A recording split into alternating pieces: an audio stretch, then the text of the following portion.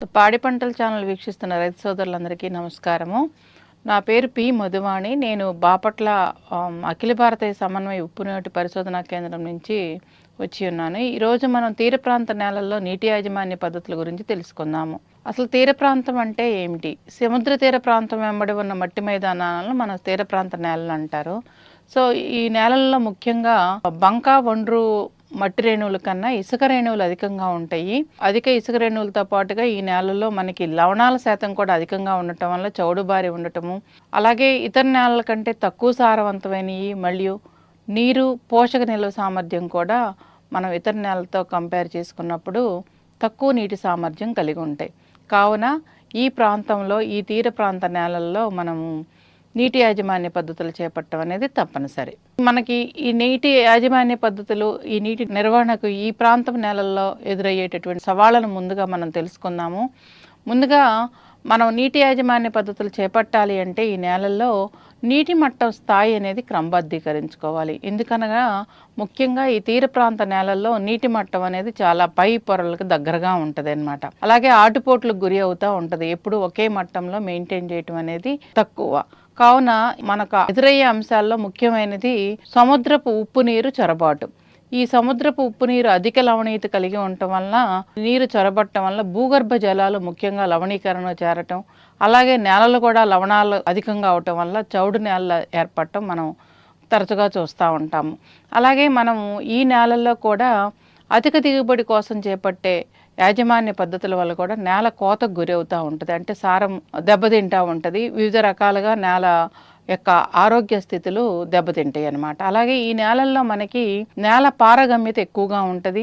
అట్లాగే మనకి ఇసుక రేణువులు ఎక్కువగా ఉన్నాయి కాబట్టి ఏదైనా వర్షం పడినప్పుడు వెంటనే లోపల పొరలోకి నీరు చొచ్చుకుపోవటం వల్ల మనకి వేసే పంటల్లో తరచుగా నీటి అందించాల్సి వస్తూ ఉంటుంది. అలాగే ఈ ప్రాంతపు నేలల్లో భూగర్భ జలాలు ఉప్పు నీటి కలయిక వల్ల ఉప్పుకు గురవుతూ ఉంటాయి. సో నీటి నాణ్యత అనేది సాగుకు అవసరమైనటువంటి నీటి నాణ్యతపై ప్రభావం ఎక్కువగా ఉంటుంది. కావున నీటి నాణ్యతను పరిశీలించుకోవటం అనేది కంటిన్యూస్గా అవసరం. అలాగే నేల కోతకు గురవటం అంటే వర్షాల ద్వారా కానీ, అంటే విపరీతమైన తుఫాన్లు వచ్చినప్పుడు, హెవీ రెయిన్స్ వచ్చినప్పుడు, అలాగే తీర ప్రాంత గాలుల వలన ముఖ్యంగా నేల అనేది కోతకు గురవుతూ ఉంటుంది. అలాగే అలల యొక్క హెచ్చుతగ్గుల వల్ల తీర ప్రాంతంలో ఈ నీటిపారుదల అవసరాలని ఎక్కువగా ప్రభావితం చేస్తూ ఉంటుంది అన్నమాట. మనకి నీటి యాజమాన్య పద్ధతిలో పాటించవలసిన ముఖ్య అంశాలు ఏమిటి అంటే ఈ సవాళ్ళన్నీ ఎదుర్కొంటూ మనం కొన్ని అంశాలను పరిగణలోకి తీసుకోవాలి. ఆ అంశాల్లో ఎక్కువగా ఏంటంటే అధిక లవణీయత, సాగునీరు అంటే సముద్రపు నీరు చొరబాటును అనేది బాగా అరికట్టాలి మనం. అలాగే ఈ సాగునీరు, ఉప్పు నీరు, సముద్రపు నీరు చొరబాటు వలన మనకి మంచినీరు సాగుకి లభ్యత తగ్గటం, అలాగే దానివల్ల మనకి వృక్ష సంపద, జీవ సంపద, అలాగే వ్యవసాయ ఉత్పత్తులు కూడా ప్రభావితం చేస్తుంది. కాబట్టి ఉప్పు నీటి చొరబాట్లను నివారించే పద్ధతులను ముఖ్యంగా చేపట్టాలి. అట్లాగే మురుగునీరు నిలిచిపోకుండా, అంటే మనకి మురుగునీరు నిలిచిపోవటం వల్ల ఆ నీటిలో లవణాలు ఎక్కువగా ఉండటం వల్ల చౌడు బారుతూ ఉంటాయి. కాబట్టి మురుగునీరు నిలిచిపోకుండా మురుగునీరు వ్యవస్థలను ఏర్పరచుకోవటము, అట్లాగే సున్నితమైన తీర ప్రాంతం కోతకు గురవకుండా ప్రత్యేకమైన నీటిపారుదల పద్ధతులని అవలంబించాల్సిన అవసరం ఎంతైనా ఉంది. అట్లాగే కంటిన్యూస్గా మనం నిరంతరం నీటి యొక్క నాణ్యతను పర్యవేక్షణ చేసుకుంటూ ఉండాలి. అలాగే కంపల్సరీగా మనం మట్టి నమూనాలను ఎలా అయితే పరీక్ష చేయించుకుంటూ ఉంటామో అలాగే ఈ తీర ప్రాంతంలో నీటిని సాగుకు వినియోగించేటప్పుడు అది సాగుకి అనువైనదా కాదా అనేది నిర్ధారించుకోవటానికి నీటి పరీక్షలు అనేది తప్పనిసరిగా చేయించుకోవాలి. అట్లాగే మురుగునీరు వ్యవస్థలను ఏర్పరచుకోవాలి మన పొలాల చుట్టూ. కాబట్టి మురుగునీరు వ్యవస్థలో ఏ విధంగా అంటే మన ఉపరితల మురుగునీరు వ్యవస్థ ఉంది. అలాగే ఉపరితలం అంటే లోపల లేయర్స్లో కూడా మనము మురుగునీరు పోవటకు మనము పైప్ లైన్ ఏర్పాటు చేసుకోవటం వల్ల కూడా మనము ఈ మురుగునీరు నిల్వ ఉంచడం అనేది తగ్గించుకొని నేలలు లవణాల బారిన పడకుండా కాపాడుకొనవచ్చు. సో ఇందులో ముఖ్యంగా మనం ముందుగా భూగర్భ మురుగుతీత పద్ధతి అంటే మనం సబ్ సర్ఫేస్ లేయర్స్లో మనం డ్రైనేజ్ సిస్టమ్ని అంటే మురుగునీరు తీసే వ్యవస్థను ఏ విధంగా ఏర్పరచుకోవాలి, ఈ వ్యవస్థ ద్వారా లాభాలు ఏంటి అనేది ముందుగా చూద్దాము. ఈ వ్యవస్థలో భూమి ఉపరితలంకు నీటి మట్టం దగ్గరగా ఉండే మురుగు నిల్వలను భూగర్భ మురుగునీటి పారుదల గొట్టంలో అమర్చడం ద్వారా మనము నేలలు చౌడు బారకుండా చూసుకోవచ్చు. అలాగే ఈ పద్ధతిలో మురుగునీటిని తీసి నేలల్లో లవణ సాంద్రత తగ్గించుటకు కూడా మనం ఏం చేయవచ్చు అంటే 3 లేక 4 అంగుళాల వ్యాసం కలిగిన రంధ్రాలున్న మట్టి పైపులు కానీ, పీవీసీ ప్లాస్టిక్ గొట్టాలు కానీ, నేలలో లవణ సాంద్రత ప్లస్ నీటి మట్టం ఉన్న లోతును అనుసరించి సుమారు ఒక 2 మీటర్ల లోతు, 1 నుంచి 2 మీటర్ల లోతులో బోధులను తవ్వుకొని ఈ గొట్టాలను అమర్చడం వల్ల మనం మురుగునీరుని తీసివేయచ్చు అన్నమాట. అలాగే బోధులకి మధ్య దూరము నేల యొక్క భౌతిక స్వరూపాన్ని నుంచి 30 నుంచి 60 మీటర్లు ఉండేటట్టుగా చూసుకోవాలి. అలాగే మనం మట్టి పైపులు కనుక వాడినట్టయితే గొట్టం చుట్టూ, ఆ గొట్టాల చుట్టూ మనము 10 సెంటీమీటర్ల మందంతో ఇసుక వేసి పోడ్చవలను. లేదా మనం ప్లాస్టిక్ గొట్టాలు కనుక అమర్చినట్లయితే ఆ నైలాన్ క్లాత్తో కనుక మనము ఆ రంధ్రాల చుట్టూ కనుక అమర్చుకుంటే రంధ్రాలు క్లాగ్ అవ్వకుండా, పూడిపోకుండా ఉంటాయి అన్నమాట. ఈ విధంగా బోదెల్లో అంటే కాలువల్లో అమర్చిన గొట్టాల వరుసలన్నిటినీ ముందుగా అమర్చి మురుగునీటిని పొలం నుండి బయటకు తీసుకువెళ్ళే ముఖ్య గొట్టానికి కలపాలన్నమాట. పటం కూడా ఇచ్చి ఉన్నాము, ఫోటోగ్రాఫ్ కూడా. అందులో విధంగా మనం బోధులు ఏర్పరచుకొని, బోధుల్లో పైపులు ఏర్పరచుకొని అన్ని పైపుల్ని మనము మెయిన్ పైప్ లైన్కి కనెక్ట్ చేసుకోవచ్చు అన్నమాట. అప్పుడు వరుసల నుండి లవణాలతో కూడిన మురుగునీరు ముఖ్య వరుసలోకి వచ్చేసి ముఖ్య వరుస నుండి దగ్గరలో ఉన్న మురుగు కాలువలోకి గ్రావిటీ పద్ధతిలో ప్రవహిస్తుంది అన్నమాట.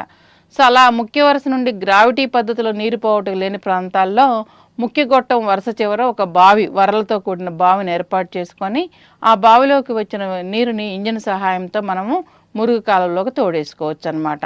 అలాగే ఈ పద్ధతిని అనుసరించి ఇట్లా సబ్ సర్ఫేస్ డ్రైనేజ్ సిస్టమ్ అంటే భూగర్భ మురుగు తీత పద్ధతి ద్వారా మనకి మచిలీపట్నం వ్యవసాయ పరిశోధనా స్థానంలో చేపట్టిన ఫలితాల్లో వరిలో 25 నుంచి 50% వరకు, అలాగే తమలపాకు పంటలో 35 నుంచి 38% అధిక దిగుబడులు సాధించడం రికార్డ్ చేయడం జరిగిందనమాట. అలా ఈ పద్ధతి ద్వారా మనం మురుగునీరుని తీసివేయటకు మనకు సుమారు 80,000 నుంచి 1,50,000 వరకు ఖర్చు అవుతుంది. సో 1 హెక్టేర్ విస్తీర్ణంకి ఇలా ఖర్చు అవుతుంది అనమాట.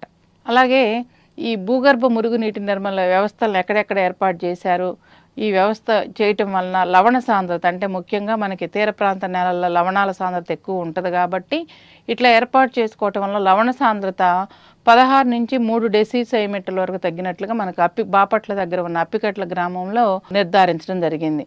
అట్లాగే 1 హెక్టేర్ భూమిలో దాదాపు 3.5 టన్నుల లవణాలు తొలగింపబడినట్టుగా మనం పరిశోధనలో గుర్తించడం జరిగింది. అప్పికట్ల గ్రామమే కాకుండా ఉప్పుగొండూరు వ్యవసాయ క్షేత్రాల్లో కూడా ఈ భూగర్భ మురుగునీటి పద్ధతి వలన దిగుబడి 1.8 నుంచి 6.75 టన్నుల హెక్టేర్లు పెరగటమే కాకుండా మనకి రెండో పంట జనరల్గా ఎక్కడైతే మనకి నేలలు ఉప్పుబారి ఉంటాయో, ఉప్పు నీరు ఉంటుందో, రెండో పంట వరి తర్వాత రెండో పంట వేసుకోవడానికి అవకాశం ఉండేది కాదు ఇంతకుముందు. సో ఈ వ్యవస్థలు ఏర్పరిచిన తర్వాత రెండో పంట వేసుకోవడానికి కూడా భూములు అనుకూలంగా మారినాయి. ముఖ్యంగా అపరాలైనటువంటి మినుము, పెసర, పచ్చజొన్న, ఆవాల పంటలు కూడా సాగు చేయటం ఇప్పుడు చూస్తున్నాం అనమాట. సో ఇట్లా మురుగునీటి తీసే పద్ధతులే కాకుండా మనము నీటిపారుదల పద్ధతులను కూడా మనము మంచి నీటిపారుదల పద్ధతులను అవలంబించుకుంటే చక్కగా నీటి యాజమాన్య పద్ధతులు చేపట్టవచ్చు. ఈ నీటిపారుదల పద్ధతిలో ముఖ్యమైనవి బిందు మరియు తుంపర నీటిపారుదల పద్ధతులు అన్నమాట. ఈ పద్ధతుల ద్వారా బిందు నీటిపారుదల పద్ధతుల ద్వారా మనం నేరుగా నీటిని అంటే వేరు వ్యవస్థ దగ్గరలోకి, వేరు మండలంలోకి బిందువులుగా విస్తరింపజేయటము, అలాగే తుంపర నీటిపారుదల పద్ధతిలో వర్షంలాగా నేలపైన కానీ పంట పైన కానీ చేయటం వలన మంచిగా మనం నీటిని వృధా చేయకుండా నీటిని మనం చక్కగా వినియోగించుకోవటం అవుతుంది. అలాగే మనకి సంప్రదాయ నీటిపారుదల పద్ధతిలో కూడా నీటి స్థాయిలను నియంత్రించే పద్ధతులను అవలంబించి చక్కగా మనం వాడుకున్నట్టయితే చక్కగా ఈ లవణీయత లేకుండా ఉప్పు సమస్యల్ని నివారించుకోవచ్చు అన్నమాట. అలాగే నేల యొక్క తేమను కూడా మనం ఈ తీర ప్రాంత నేలలో, ఎందుకంటే ఇసుకతో కూడుకున్న నేలలు కాబట్టి త్వరగా బెట్టకు రావటం జరుగుతూ ఉంటుంది. ఎక్కువ నీటిపారుదల ఇవ్వాల్సి ఉంటుంది కాబట్టి పంటలకి నేలలో ఉన్న తేమను పరిరక్షించుకోవటానికి తప్పనిసరిగా తేమ స్థాయిలను క్రమం తప్పకుండా తనిఖీ చేసుకోవటము, ఆచ్ఛాదన లాంటివి కంటిన్యూస్గా క్రాప్ కవరేజ్ ఉండేటట్టుగా మనం చూసుకుంటూ ఉండాలి. అలాగే నీటి నాణ్యతను పర్యవేక్షణ చేయటం అనేది చాలా అవసరము. అట్లాగే వాగులు అంటే వరదలో అధిక వర్షాలు వచ్చినప్పుడు ఎక్కువ నీరు తీరం ప్రాంతాలను రక్షించడానికి వాగుల్ని, వంకల్ని సరైన పద్ధతిలో మేనేజ్ చేసుకుంటూ ఉండాలి.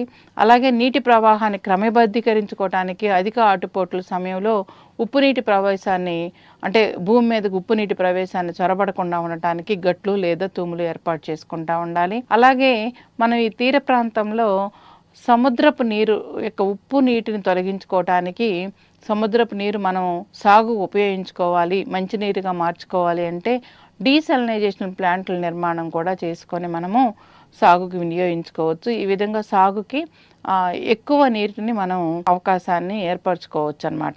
అలాగే ముఖ్యంగా ఈ సాగునీటి వర్గీకరణ అంటే ఇంతకుముందు చెప్పినాను నేను, సాగుకు అవసరమయ్యే నీరు నాణ్యత ఎలా ఉన్నది అనేది తెలుసుకోవాలి. ముఖ్యంగా మనం చూసుకోవాల్సింది ఈసీ ఎట్లా ఉన్నది అంటే లవణ సాంద్రత ఎట్లా ఉన్నది, అలాగే సోడియం యొక్క కంటెంట్ ఎట్లా ఉన్నది, అట్లాగే కార్బొనేట్స్ బైకార్బొనేట్స్ కంటెంట్స్ ఎట్లా ఉన్నాయి. దాన్ని బట్టి మనం సాగునీటిని 3 రకాలుగా మంచినీరుగా, ఉప్పు నీరుగా, క్షారపు నీరుగా విభజించుకున్నాము. సో ఉప్పు నీరు, మంచినీరు అంటే మనకి ఈసీ 2 కన్నా తక్కువగా ఉన్నటువంటి వాటర్ని, అలాగే ఎస్ఏఆర్ 10 కంటే తక్కువగా ఉంటే, అలాగే కార్బొనేట్స్ అవి 2.5 కన్నా తక్కువ ఉన్న నీటిని మనం మంచినీరుగా ఉపయోగించుకున్నాము. అట్లాగే వీటి యొక్క లెవెల్స్ని బట్టి మనం ఉప్పు నీరు 2 కంటే ఎక్కువగా ఉంటే ఉప్పు నీరు అంటాము. అందులో 2 నుంచి 4 కంటే ఉంటే ఒక మోస్తరు ఉప్పు ఉన్నట్టు, 4 కన్నా ఎక్కువగా ఉంటే ఉప్పు స్వభావం ఎక్కువగా ఉన్నట్టు, 4 కంటే ఎక్కువ ఉంటే బాగా ఎక్కువ ఉప్పు ఉన్నట్లుగా మనం వర్గీకరించుకున్నాము. అట్లాగే క్షార స్వభావం కూడా నీటిలో ఎక్కువగా ఉంటే ఆ నీరు కూడా సాగుకు ఉపయోగపడదు అనమాట. ఈ విధంగా ఈ కీలకమైన అంశాలను పరిగణలో తీసుకొని తప్పనిసరిగా భూగర్భ జల మురుగునీటి వ్యవస్థల ద్వారా నీరు నిలిచిపోకుండా తీర ప్రాంతంలో చౌడుబారకుండా ఈ పద్ధతులన్నీ చేపట్టి రైతు సోదరులందరూ మేలు పొందాలని ఆకాంక్షిస్తూ నాకు ఈ అవకాశం ఇచ్చిన పాడి పంటల ఛానల్ వారికి ధన్యవాదాలు తెలుపుకుంటున్నాను. నమస్తే.